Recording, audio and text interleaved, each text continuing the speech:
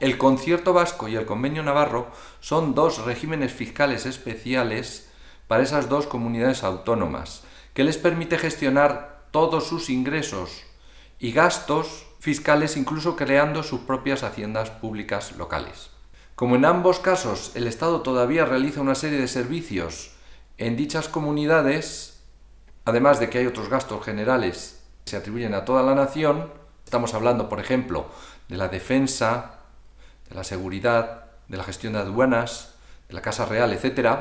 Como existen esos servicios, estas comunidades tienen que pagar al Estado por la provisión de dichos servicios.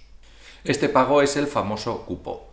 En este vídeo nos vamos a centrar en el País Vasco, aunque otro tanto se puede decir para la comunidad navarra. Hay que tener en cuenta que entender con cierta profundidad todo este entramado, la verdad es que es bastante complicado y requeriría mucho tiempo explicarlo con un mínimo de detalle. Pero sí que podemos hacer tres precisiones muy importantes al cálculo del cupo. Muchos de los datos que aparecen en este vídeo los he sacado de un artículo de El Confidencial, cuyo enlace lo tenéis en la descripción del vídeo, para quien quiera profundizar en el tema.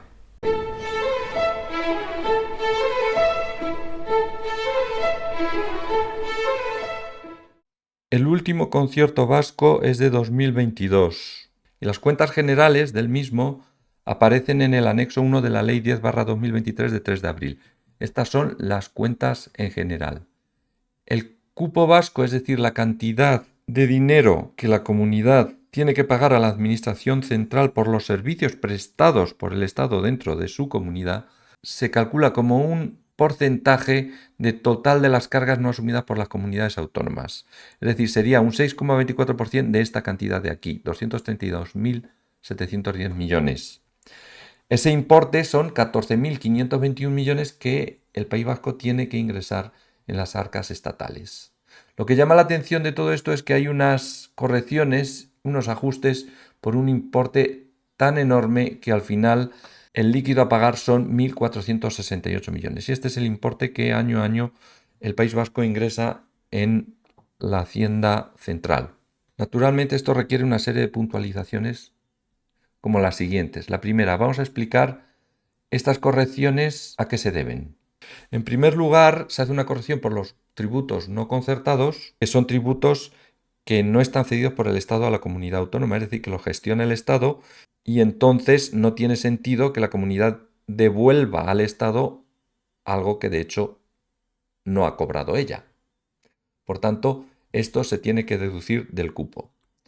Algo similar sucede con los ingresos no tributarios. Estos son ingresos que obtiene la comunidad autónoma por otras razones distintas a los tributos y es un asunto propio de la comunidad en la que el Estado no tiene nada que ver.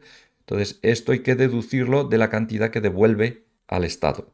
La cantidad más llamativa es la corrección por el déficit del Estado, que son 9.361 millones. Lo que sucede aquí es que, como la comunidad autónoma gestiona sus propios ingresos y gastos, bueno, pues la comunidad tendrá su superávit o déficit, el que sea. Y el problema está en que el cupo se fija sobre un porcentaje, pero solo sobre los gastos. Y como en el Estado español estos gastos son mayores que los ingresos, como hay déficit, en realidad este porcentaje está sobredimensionado, por lo que hay que compensar a la comunidad autónoma. Este concepto no tiene ningún problema. El problema está en la magnitud que se le atribuye. Para que nos hagamos una idea, esto es un 14,67% del déficit de 2022, incluyendo toda la administración pública, es decir, incluyendo la seguridad social.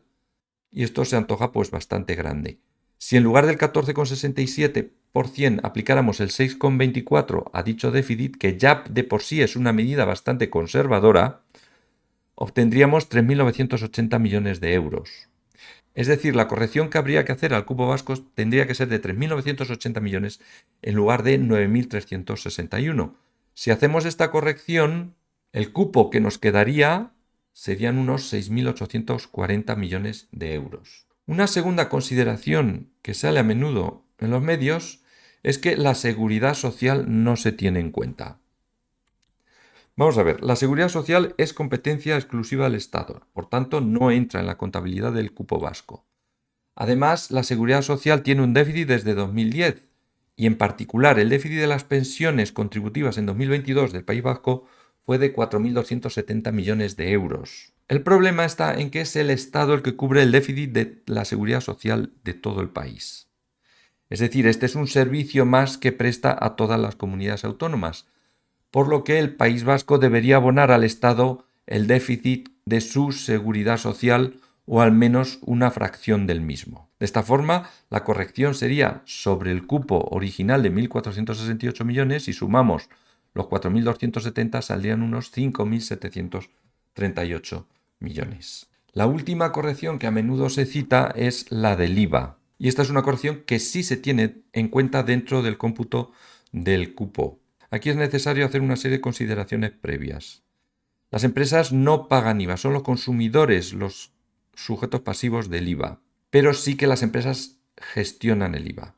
El IVA que recaudan las empresas lo ingresan en la hacienda pública de su domicilio fiscal. Por ejemplo, el IVA de un coche producido por una empresa domiciliada en el País Vasco, pero que se vende en Sevilla, se ingresa en la hacienda pública del País Vasco. Sin embargo, el IVA se debería ingresar en el lugar donde se consume. Es decir, para ese coche que se vende en Sevilla, el IVA se debería ingresar en la agencia tributaria. Esto quiere decir que hay un desajuste entre la recaudación del IVA por domicilio fiscal y donde se produce el consumo. En particular, en 2022, el 4,64% de la recaudación del IVA fue a cargo del País Vasco, pero es que el País Vasco tiene un consumo del 5,4% del total nacional.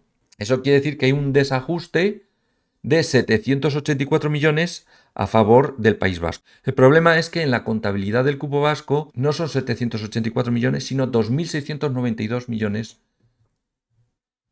los que se le abonan de acuerdo con una fórmula de la Ley 12/2002, que es esta que hay aquí, que yo no me he molestado en entender y que por el aspecto que tiene creo que casi habría que hacer una tesis doctoral para poder entenderla. En cualquier caso, si damos por buena esta tercera corrección, el cupo debería ser el inicial más 2.692 millones menos los 784, que da un total de 3.376 millones de euros. Si agrupamos las tres correcciones, lo que tenemos es al cupo inicial habría que añadirle la corrección que hicimos al principio por el déficit del Estado, más la corrección de la Seguridad Social, más la del IVA, y el cupo que nos quedaría serían 13.000 millones de euros. Me imagino que a estas alturas estaréis pensando cosas curiosas que podéis dejar en los comentarios y probablemente esta sea una cifra muy abultada. Pero bueno, entre 1.468 millones y 13.000 millones hay mucho margen para poder negociar, y lo que sí parece claro, y en esto están de acuerdo muchos economistas,